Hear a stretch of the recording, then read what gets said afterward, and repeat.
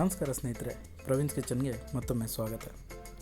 ಮೀನ ಪಳದಿಯ ಜೊತೆಗೆ ಕೊರಸಕ್ಕಿ ಅನ್ನ, ಕನ್ನಡ ಕರಾವಳಿಯ ನಿತ್ಯ ಪಕ್ವಾನ್ನ. ಇದರ ರುಚಿ ನೋಡಿದರೆ ದೇವರು ಕೊನೆಗೆ, ಸ್ವರ್ಗದಿಂದ ಇಳಿದು ಬರುವ ನಮ್ಮ ಮನೆಗೆ. ಸೊ ದೇವ್ರನ್ನ ಕರೆಸೋಣ ಅಲ್ವಾ? ಬನ್ನಿ ಮೀನು ಸಾರು ಹೇಗೆ ಮಾಡೋದು ಅಂತ ನೋಡ್ಕೊಂಬರೋಣ. ನೋಡಿದರೆ ಬಾಯಲ್ಲಿ ನೀರು ಬರ್ತಾ ಉಂಟು.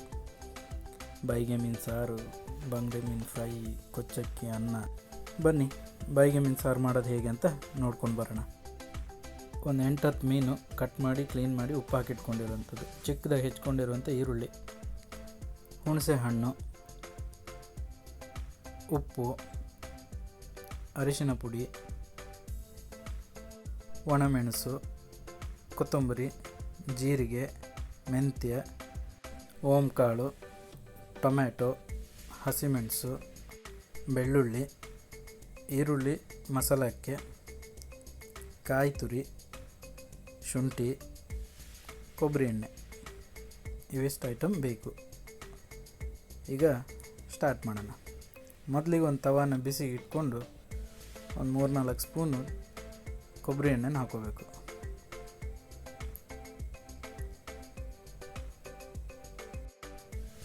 ಎಣ್ಣೆ ಕಾದ ನಂತರ ಮಸಾಲ ಪದಾರ್ಥ ಏನು ತೋರಿಸಿದ್ನಲ್ವಾಗ ಅವನ್ನೆಲ್ಲ ಹುರ್ಕೋಬೇಕು.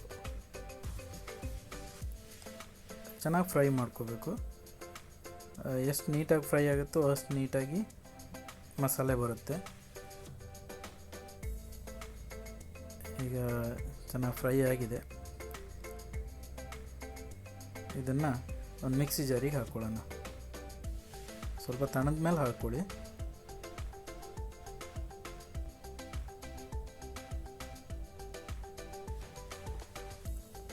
ಎಲ್ಲನೂ ಮಿಕ್ಸಿ ಜಾರಿಗೆ ಹಾಕ್ಕೊಂಡೆ.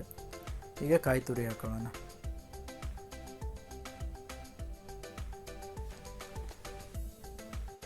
ನಾನೊಂದು ಮೀಡಿಯಮ್ ಗಾತ್ರದ್ದು ಒಂದು ಫುಲ್ ಕಾಯಿ ತೊಗೊಂಡಿದ್ದೀನಿ, ಕಾಯಿ ತುರಿ. ಇದಕ್ಕೀಗ ಆಗಲೇ ಹೇಳಿದ್ನಲ್ವ ಮಸಾಲೆಗಂತ ಈರುಳ್ಳಿ, ಅದನ್ನು ಹಾಕ್ಕೊಳ್ಳೋಣ. ಒಂದು ಸ್ವಲ್ಪ ಅರಿಶಿನ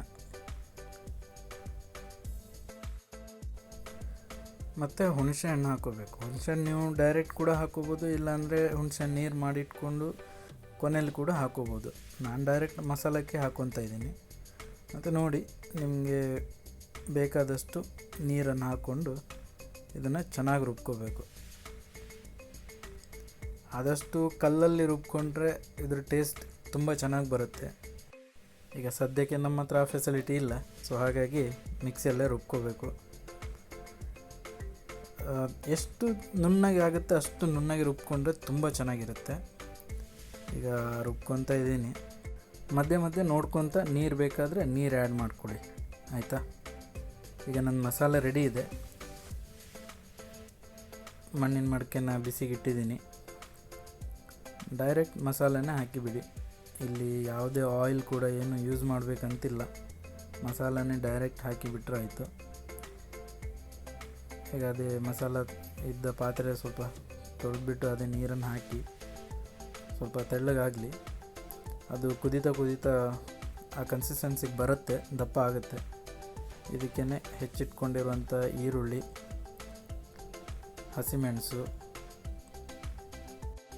ಬೆಳ್ಳುಳ್ಳಿ, ಶುಂಠಿ, ಟೊಮ್ಯಾಟೊ ಇವನ್ನೆಲ್ಲ ಹಾಕಿ ಚೆನ್ನಾಗಿ ಮಿಕ್ಸ್ ಮಾಡ್ಕೊಳ್ಳೋಣ. ಹಾಗೆ ಇದನ್ನು ಕುದಿಯೋಕ್ಕೆ ಬಿಡಬೇಕು. ಮೀನು ಸಾರು ಏನು ಕಷ್ಟ ಏನಿಲ್ಲ, ಸಿಂಪಲ್ಲು. ಒಮ್ಮೆ ಮಸಾಲ ರೆಡಿ ಆಯ್ತಂದರೆ ಪಟ್ಟಂತ ಮೀನು ಸಾರು ರೆಡಿಯಾಗಿಬಿಡುತ್ತೆ. ಇದೀಗ ಕುದಿಯೋಕ್ಕೆ ಬಿಡೋಣ. ಕುದೀತಾ ಇದೆ, ಆಗಾಗ ಆಡಿಸ್ಕೊತಾ ಇರಬೇಕು. ಟೊಮ್ಯಾಟೊ, ಈರುಳ್ಳಿ, ಹಸಿಮೆಣಸೆಲ್ಲ ಚೆನ್ನಾಗಿ ಬೇಯಬೇಕು. ಅದರಲ್ಲೇ ಕರಗಿದ್ರೆ ತುಂಬ ಟೇಸ್ಟ್ ಬರುತ್ತೆ. ಈಗಂತೂ ಮಸಾಲೆ ಘಮ ಅಂತೂ ತುಂಬ ಚೆನ್ನಾಗಿ ಬರ್ತಾಯಿದೆ. ಚೆನ್ನಾಗಿ ಕುದೀತಾ ಇದೆ. ಉಪ್ಪು ಹಾಕ್ಕೊಂಡು ಬಿಡೋಣ. ಉಪ್ಪು ನೋಡ್ಕೊಂಡು ಹಾಕ್ಕೊಳ್ಳಿ, ಯಾಕಂದರೆ ಮೀನಿಗೆ ಆಲ್ರೆಡಿ ನೀವು ಉಪ್ಪು ಹಾಕಿರ್ತೀರ, ಸೊ ನೋಡ್ಕೊಂಡು ಹಾಕ್ಕೊಳ್ಳಿ. ಈಗ ಹೀಗೆ ಕುದಿಲಿ ಇದು ಸ್ವಲ್ಪ. ಈಗ ಸ್ವಲ್ಪ ದಪ್ಪ ಆಗಿದೆ, ಹಾಗಾಗಿ ಚೂರು ನೀರು ಆ್ಯಡ್ ಮಾಡ್ಕೊತಿದ್ದೀನಿ. ನೋಡ್ಕೊಳ್ಳಿ, ತುಂಬ ದಪ್ಪ ಇದ್ರೂ ಸಾರು ಚೆನ್ನಾಗಿ ಅನಿಸಲ್ಲ. ಸೊ ಆವಾಗವಾಗ ನೀರು ಆ್ಯಡ್ ಮಾಡಿಕೊಡಿ. ಇದೇ ಕನ್ಸಿಸ್ಟೆನ್ಸಿ ಮೇಂಟೈನ್ ಮಾಡಿ, ಚೆನ್ನಾಗಿರುತ್ತೆ. ಊಟ ಮಾಡುವಾಗಲೂ ಅಷ್ಟೇ, ತುಂಬ ದಪ್ಪ ಇದ್ದರೆ ಊಟ ಮಾಡೋಕ್ಕಷ್ಟೇನು ಚೆನ್ನಾಗಲ್ಲ. ಇದೀಗ ಕುದೀತಾ ಇದೆ. ಈಗ ಮೀನು ಹಾಕ್ಕೊಂಡು ಬಿಡೋಣ. ಮೀನು ಹಾಕಿ ಸ್ವಲ್ಪ ನಿಧಾನಕ್ಕೆ ಆಡಿಸ್ಬೇಕು, ಯಾಕಂದರೆ ತುಂಬ ಫಾಸ್ಟಾಗಿ ಆಡಿಸಿದ್ರೆ ಮೀನೆಲ್ಲ ಹುಸಿ ಹುಸಿಯಾಗಿಬಿಡುತ್ತೆ. ನಿಧಾನಕ್ಕೆ ಆಡಿಸ್ಕೋಬೇಕು. ಹೀಗೆ ಆಡಿಸ್ಕೊಳ್ಳಿ. ಈಗ ಮೀನು ಕೂಡ ಬೆಂದಿದೆ, ಸಾರು ಕೂಡ ನಮಗೆ ಬೇಕಾದಷ್ಟು ದಪ್ಪ ಆಗಿದೆ. ಸೊ ರುಚಿಯಾದ ಬಾಯಿಗೆ ಮೀನಿನ ಸಾರು ರೆಡಿ. ಗ್ಯಾಸ್ ಆಫ್ ಮಾಡ್ಕೊಂಬಿಡಿ.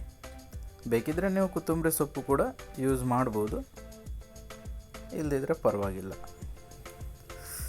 ಈಗ ಊಟದ ಸರದಿ. ಒಂದು ಪ್ಲೇಟಲ್ಲಿ ಕೊಚ್ಚಕ್ಕಿ ಅನ್ನ, ಬಾಯಿಗೆ ಮೀನಿನ ಸಾರು, ಬಂಗಡೆ ಮೀನಿನ ಫ್ರೈ, ಅದ್ಭುತ ಊಟ. ಸ್ನೇಹಿತರೆ, ಒಂದು ಸಲ ಈ ಥರ ಅಡುಗೆ ಮಾಡಿಕೊಂಡು ಊಟ ಮಾಡಿ ನೋಡಿ. ಕರಾವಳಿಯ ಊಟದ ರುಚಿ ಏನಂತ ಗೊತ್ತಾಗುತ್ತೆ. ವಿಡಿಯೋ ಇಷ್ಟ ಆಗಿದ್ದರೆ ಲೈಕ್ ಮಾಡಿ, ಶೇರ್ ಮಾಡಿ, ಸಬ್ಸ್ಕ್ರೈಬ್ ಮಾಡಿ. ಒಂದು ಸಲ ಮೀನು ಸಾರು ಮಾಡ್ಕೊಂಡು ಊಟ ಮಾಡಿ, ಖಂಡಿತ ಇಷ್ಟಪಡ್ತೀರ. Thank you.